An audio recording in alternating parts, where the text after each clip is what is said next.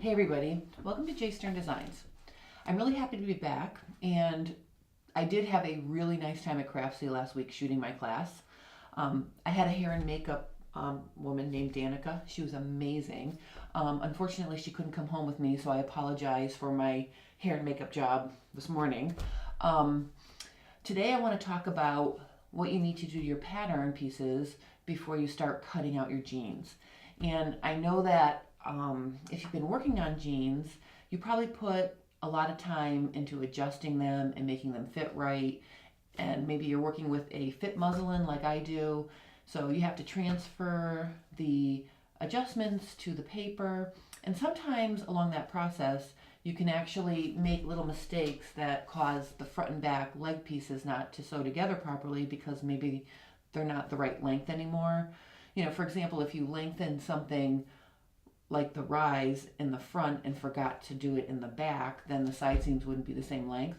So I'm going to show you how to just true up your pattern and make sure everything matches. And I'm also going to go through the pieces and tell you which ones you really need to pay attention to and which ones you don't. So that's what we're going to do today. On Thursday, I'm going to give you some tips about getting your denim ready to cut out and different needles and thread and things that will help you get professional results. So that's what we're going to do this week. And then starting next week, I'm really excited because I've decided that I'd like to do some design ideas with you guys. And they're going to be inspired by things that you would love to wear but won't fit your body. So for example, I have this lovely dress right here. And you can see it's really pretty. It's got this crossover bodice, and I bought this at Ann Taylor 2 years ago, and so far I think I've put it on and taken it off no less than 15 times because I'm dying to wear it because I love it, but it just doesn't fit right. And my fitting issue with this dress is that my bust is gigantic, and even though it covers me in a way where I don't feel like my mother couldn't see me in it, it's just not comfortable because it doesn't lay exactly right, and I'd like maybe a little bit more fabric. So I'm going to show you how to use one of your fitted slopers to create a dress like this.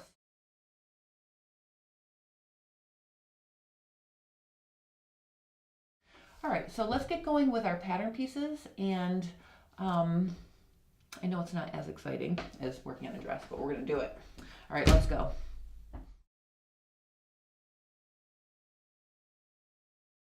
Let's talk about the pattern pieces that you don't have to worry about when you're truing them up.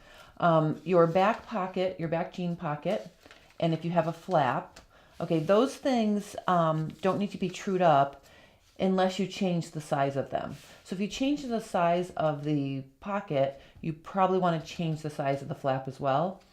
But if you didn't do that, generally these don't need to be trued up. Also, the coin pocket and the flap for the coin pocket, if you have those don't need to be trued up either, because generally you don't change those when you're fitting a pattern. All right, so these I'm going to put aside. If you made changes to your side seam or your rise, then you have other pattern pieces you have to worry about. On the center front side of things, you have your fly pieces. All right, so if you changed the center front rise, then you also need to make sure you change your left and right fly pieces. Notice I've actually shortened the rise on this jean pattern. Every time I sat down, I'd get sort of a bunched up fabric here because it was too long. So I actually shortened my rise on these jeans, and look at how long my fly piece is in comparison. It's way too long now. So I'm going to have to shorten that by about 3/4 of an inch, okay, which is what I shortened my rise by. All right, so make sure if you adjusted your front rise, you change your left and your right fly pieces so they're the same length. If you changed your side seam, the side edge, if you took it in or let it out, you might want to look at the shape of your front pocket opening, because you have a front pocket facing that needs to match up exactly with the top of your leg like this. It also affects the pocket bag, which goes behind. So the pocket bag is actually the inside of the pocket that finishes the pocket. And if I stick it back here, and actually let's pretend this was sewn on, you'd sew it here and you'd flip it to the wrong side. So it would really be inside here. And then my front pocket opening would be finished. But you want to make sure that your the back side of the pocket, I call that the pocket bag, also lines up. And if you need to adjust the side edge, do that. So right now I have pocket fabric showing here, right? Because this is the back of my pocket bag. Well, you have a little denim facing that gets sewn to this piece like this. You want to make sure that the size of this is still going to be large enough to protect the opening, you know, or your front view of your jeans when you have them sewn together. So those are the pocket pieces that you want to make sure still match up with your front leg.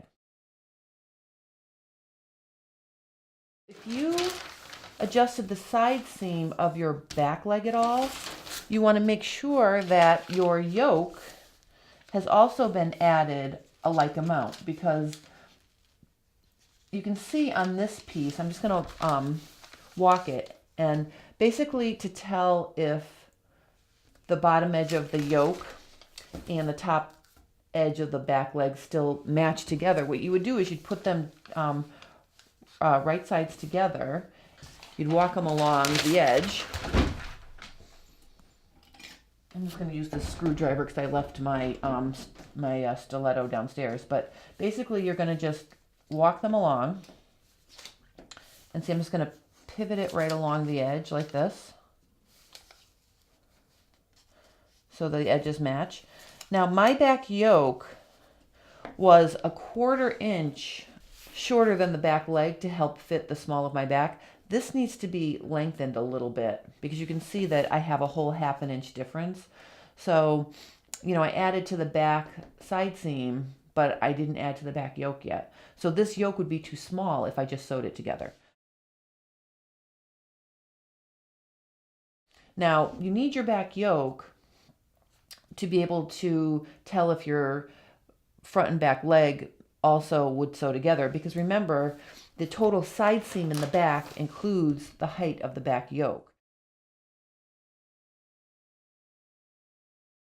So I've marked my seam allowance at the top of the leg, and I've marked the seam allowance at my side seam, and I'm just going to line those up together so see they match. Okay, basically my back yoke only sticks up a 1/4 inch higher than the total height of the back leg with when the seam allowance is there. Is I'm going to check and see that the front leg should be a 1/4 inch longer on the side. Okay, because that would account for the little bit of extra length I get after the yoke is sewn together. And we're not worrying about the top 1/2 inch seam allowances because there is also a 1/2 inch seam allowance built into this pattern as well. There's a 1/2 inch over here. If you've already cut your front pocket opening, it's hard to tell where your side seam ends as well. So to true up my front and back side seams, I'm going to just pin my my front pocket bag in place, because that will give me the top edge of my side seam at the waist in the front. So I'm going to pin this in place.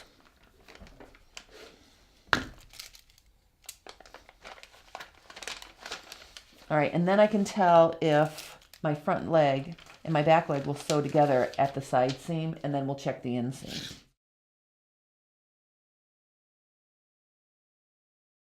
We'll work from the knee notch up, and then I'll explain what happens on the knee notch down. Okay, so if you match your knee notch up along the side seams and, you know, sort of walk your side seam up to the top, you can see that, I'll just move this down so you can see, my front leg is about a 1/4 inch longer than my front. My front leg is about a 1/4 inch longer than my back. And remember, it should be because the yoke piece hasn't been sewn on yet. So I know that my side seam is correct. And then on the other side, let me just turn it around like this. I have my inseam. I'm going to match up my notches at the knee. Okay, like this. Okay, so you can see if I walk this up, my front inseam is going to be a little bit longer. And depending on the pattern you're working with, this is probably the case. Here, so I have like 3/4 of an inch longer inseam in the front. And that's typical in jean patterns because what it does is it allows you the ability to sort of stretch the back inseam to match the front inseam, and it picks up all the extra fabric. You know, it kind of helps smooth out some of this fabric between the knee and the crotch and the back leg. So it is typical that your inseam is shorter between the crotch and the knee. Okay, but that's not a standard rule for every pattern. The only thing you don't want is you don't want your inseam to be longer in the back, because then you'll have extra fabric that you're easing into the front leg, and that will not help with keeping the wrinkles under control in the back. So if your inseam is longer in the back, you definitely need to fix that before you sew your pattern. Okay, so that's how you true up the side and inseams. Now, at the bottom of the leg, it's really easy because from the knee to the hem, it should be even. Okay, everything should match up perfectly because you want it to hang straight down your leg. The inseam, which also in this case matches up perfectly, if you took the extra length on the front leg and pushed it to the hem when you sewed, you'd end up with a twisted leg as well. So you want to make sure that, you know, the notch at the knees are matched and that from the knees to the hem, it matches exactly like this pattern does, because that will hang nice from your knee down, nice and straight. All the difference in the pattern in the inseam needs to be from the knee to the crotch. I do want to talk about the waistband for 1 second. I don't worry about truing up my waistband, and the reason why I don't worry about that is I make it longer than I need it to be.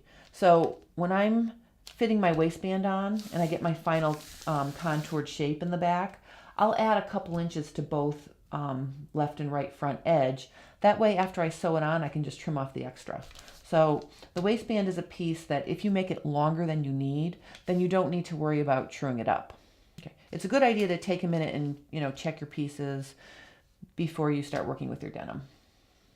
Okay. I hope you enjoyed this tutorial on how to true up your pattern pieces. If you have any questions, please post them below or visit my blog at jsterndesigns.com. I hope you have a great day, and I'll see you on Thursday.